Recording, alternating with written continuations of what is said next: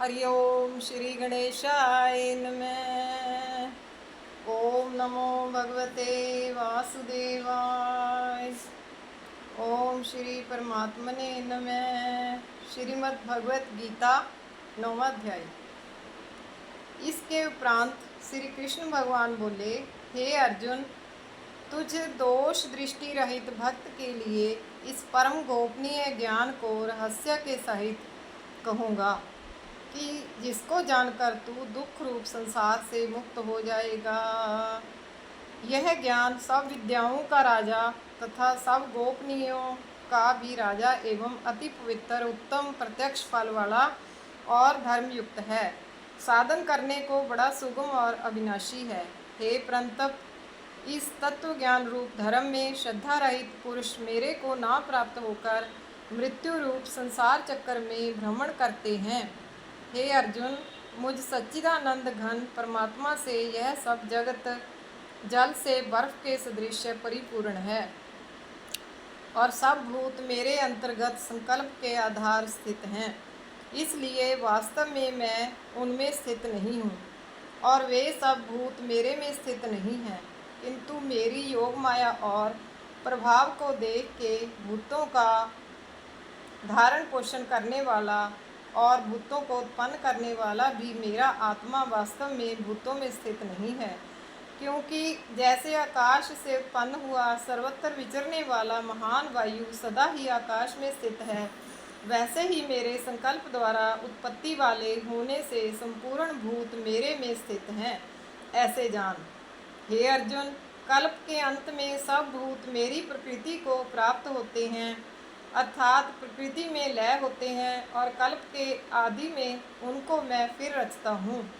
कैसे कि अपनी त्रिगुणमयी माया को अंगीकार करके स्वभाव के वश में परतंत्र हुए इस संपूर्ण भूत समुदाय को बारंबार उनके कर्मों के अनुसार रचता हूँ। हे अर्जुन, उन कर्मों में आसक्ति रहित और उदासीन के सदृश स्थित हुए मुझ परमात्मा को वे कर्म नहीं बांधते हैं।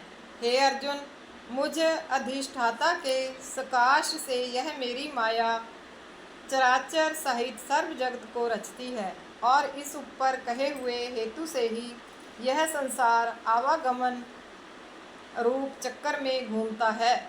ऐसा होने पर भी संपूर्ण भूतों के महान ईश्वर रूप मेरे परम भाव को ना जानने वाले मूढ़ लोग मनुष्य का शरीर धारण करने वाले मुझ परमात्मा को तुच्छ समझते हैं, अर्थात अपनी योग माया से संसार के उद्धार के लिए मनुष्य रूप में विचरते हुए को साधारण मनुष्य मानते हैं, जो कि वृथा आशा, वृथा कर्म और वृथा ज्ञान वाले अज्ञानी जन राक्षसों के और असुरों के जैसे मोहित करने वाले तामसी स्वभाव को ही धारण किए हुए हैं। परंतु हे कुंती पुत्र, दैवी प्रकृति के आश्रित हुए जो महात्मा जन हैं, वे तो मेरे को सब भूतों का सनातन कारण और नाश रहित अक्षर स्वरूप जानकर अनन्य मन से युक्त हुए निरंतर भजते हैं। वे दृढ़ निश्चय वाले भक्त जन निरंतर मेरे नाम और गुणों का कीर्तन करते हुए तथा मेरी प्राप्ति के लिए यत्न करते हुए और मेरे को बारंबार प्रणाम करते हुए सदा मेरे ध्यान में युक्त हुए अनन्य भक्ति से मुझे उपासते हैं। उनमें कोई तो मुझ विराट स्वरूप परमात्मा को ज्ञान यज्ञ के द्वारा पूजन करते हुए एकत्व भाव से, अर्थात जो कुछ है सब वासुदेव ही है, इस भाव से उपासते हैं, और दूसरे पृथकत्व भाव से अर्थात स्वामी सेवक भाव से, और कोई कोई बहुत प्रकार से भी उपासते हैं। क्योंकि क्रतु अर्थात श्रौत कर्म मैं हूँ, यज्ञ अर्थात पंच महायज्ञ अधिक समार्थ कर्म मैं हूँ, स्वधा अर्थात पितरों के निमित्त दिया जाने वाला अन्न मैं हूँ, औषधि अर्थात सब वनस्पतियाँ मैं हूँ, एवं मंत्र मैं हूँ, घृत मैं हूँ, अग्नि मैं हूँ, और हवन रूप क्रिया भी मैं ही हूँ। हे अर्जुन, मैं ही इस संपूर्ण जगत का धाता अर्थात धारण पोषण करने वाला एवं कर्मों के फल को देने वाला तथा पिता माता और पितामह हूँ।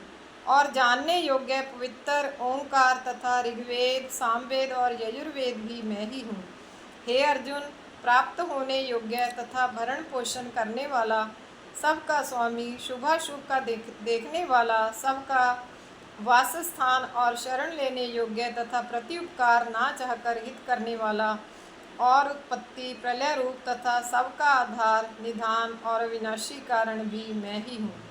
मैं ही सूर्य रूप हुआ तपता हूँ तथा वर्षा को आकर्षण करता हूँ और वर्षाता हूँ। और हे अर्जुन, मैं ही अमृत और मृत्यु एवं सत और असत भी सब कुछ मैं ही हूँ। परंतु जो तीनों वेदों में विधान किए हुए सकाम कर्मों को करने वाले और सोम रस को पीने वाले एवं पापों से पवित्र हुए पुरुष मेरे को यज्ञों के द्वारा पूज कर स्वर्ग की प्राप्ति को चाहते हैं, वे पुरुष अपने पुण्यों के फल रूप इंद्रलोक को प्राप्त होकर स्वर्ग में दिव्य देवताओं के भोगों को भोगते हैं। वे उस विशाल स्वर्गलोक को भोग कर पुण्य क्षीण होने पर मृत्यु लोक को प्राप्त होते हैं। इस प्रकार स्वर्ग के साधन रूप तीनों वेदों में कहे हुए सकाम कर्म के शरण हुए और भोगों की कामना वाले पुरुष बारंबार जाने आने को प्राप्त होते हैं, अर्थात पुण्य के प्रभाव से स्वर्ग में जाते हैं और पुण्य क्षीण होने से मृत्यु लोक में आ जाते हैं। जो अनन्य भाव से मेरे में स्थित हुए भगत जन मुझ परमेश्वर को निरंतर चिंतन करते हुए निष्काम भाव से भजते हैं, उन नित्य एक ही भाव से मेरे में स्थिति वाले पुरुषों को योग क्षेम में स्वयं प्राप्त कर लेता हूँ। हे अर्जुन, यद्यपि श्रद्धा से युक्त हुए जो सकामी भक्त दूसरे देवताओं को पूजते हैं, वे भी मेरे को ही पूजते हैं, किंतु उनका वह पूजना अविधि पूर्वक है, अर्थात अज्ञान पूर्वक है, क्योंकि संपूर्ण यज्ञों का भोक्ता और स्वामी भी मैं ही हूँ, परंतु वे मुझ अधियज्ञ स्वरूप परमेश्वर को तत्व से नहीं जानते हैं, इसी से गिरते हैं, अर्थात पुनर्जन्म को प्राप्त होते हैं। कारण यह नियम है कि देवताओं को पूजने वाले देवताओं को प्राप्त होते हैं, पितरों को पूजने वाले पितरों को प्राप्त होते हैं, भूतों को पूजने वाले भूतों को प्राप्त होते हैं, और मेरे भक्त मेरे को ही प्राप्त होते हैं, इसीलिए मेरे भक्तों का पुनर्जन्म नहीं होता। हे अर्जुन, मेरे पूजन में यह सुगमता भी है कि पत्थर, पुष्प, फल, जल इत्यादि जो कोई भक्त मेरे लिए प्रेम से अर्पण करता है, उस शुद्ध बुद्धि निष्काम प्रेमी भक्त का प्रेम पूर्वक अर्पण किया हुआ वह पत्थर, पुष्प आदि मैं सगुण रूप से प्रकट होकर प्रीति सहित खाता हूँ। इसलिए हे अर्जुन, तू जो कुछ कर्म करता है, जो कुछ खाता है, जो कुछ हवन करता है, जो कुछ दान देता है, जो कुछ स्वधर्माचरण रूप तप करता है, वह सब मेरे अर्पण कर। इस प्रकार कर्मों को मेरे अर्पण करने रूप संन्यास योग से युक्त हुए मन वाला तू शुभाशुभ फल रूप कर्म बंधन से मुक्त हो जाएगा और उनसे मुक्त हुआ मेरे को ही प्राप्त होवेगा। यद्यपि मैं सब भूतों में समभाव से व्यापक हूँ, ना कोई मेरा अप्रिय है और ना प्रिय है, परंतु जो भक्त मेरे को प्रेम से भजते हैं, वे मेरे में और मैं भी उनमें प्रत्यक्ष प्रकट हूँ। मेरी भक्ति का और भी प्रभाव सुन। यदि कोई अतिशय दुराचारी भी अनन्य भाव से मेरा भक्त हुआ मेरे को निरंतर भजता है, वह साधु ही मानने योग्य है, क्योंकि वह यथार्थ निश्चय वाला है, अर्थात उसने भली प्रकार निश्चय कर लिया है कि परमेश्वर के भजन के समान अन्य कुछ भी नहीं है, इसलिए वह शीघ्र ही धर्मात्मा हो जाता है और सदा रहने वाली परम शांति को प्राप्त होता है। हे अर्जुन, तू निश्चय पूर्वक सत्य जान के मेरा भक्त नष्ट नहीं होता, क्योंकि हे अर्जुन, स्त्री, वैश्य और शूद्र आदि तथा पाप योनि वाले भी जो कोई होवे, वे भी मेरे शरण होकर तो परम गति को ही प्राप्त होते हैं। फिर क्या कहना है कि पुण्यशील ब्राह्मण जन तथा राज ऋषि भक्त जन परम गति को प्राप्त होते हैं। इसलिए तू सुख रहित और क्षण भंगुर इस मनुष्य शरीर को प्राप्त होकर निरंतर मेरा ही भजन कर, अर्थात मनुष्य शरीर बड़ा दुर्लभ है, परंतु हे नाशवान, परंतु है नाशवान और सुख रहित। इसलिए काल का भरोसा ना करके तथा अज्ञान से सुख रूप भासने वाले विषय भोगों में ना फंसकर निरंतर मेरा ही भजन कर केवल मुझ सच्चिदानंद घन वासुदेव परमात्मा में ही अनन्य प्रेम से नित्य निरंतर अचल मन वाला हो और मुझ परमेश्वर को ही श्रद्धा प्रेम सहित निष्काम भाव से नाम गुण और प्रभाव के श्रवण कीर्तन मनन और पठन द्वारा निरंतर भजने वाला हो तथा मुझ शंख चक्कर गदा पद्म और किरीट कुंडल आदि भूषणों से युक्त पीतांबर बनमाला और कौस्तुभ मणिधारी विष्णु का मन वाणी और शरीर के द्वारा सर्वस्व अर्पण करके अतिशय श्रद्धा भक्ति और प्रेम से बेहवलता पूर्वक पूजन करने वाला हो और मुझ सर्वशक्तिमान विभूति बल ऐश्वर्य माधुर्य गंभीरता उदारता वात्सल्य और सुहृदता आदि गुणों से संपन्न सबके आश्रय रूप वासुदेव को विनय भाव पूर्वक भक्ति सहित साष्टांग दंडवत प्रणाम कर इस प्रकार मेरे शरण हुआ तू आत्मा को मेरे में एक ही भाव करके मेरे को ही प्राप्त होवेगा। इति श्रीमद् भगवद गीता रूपी उपनिषद एवं ब्रह्म विद्या तथा योग शास्त्र विषयक श्री कृष्ण और अर्जुन के संवाद में राज विद्या राज गुह्य योग नामक 9वां अध्याय। बोल कृष्ण भगवान की जय। ओम नमो भगवते वासुदेवाय।